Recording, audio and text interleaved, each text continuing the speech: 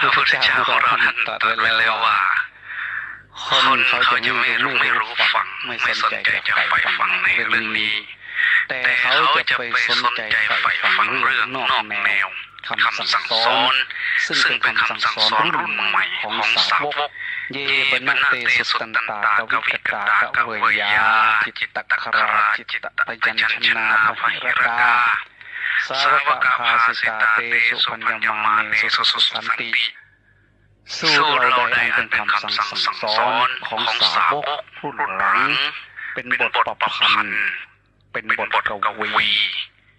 คำสอนชนิดที่ไพเราะสละสลวยด้วยอักษรเขาจะสนใจใฝ่ฟัง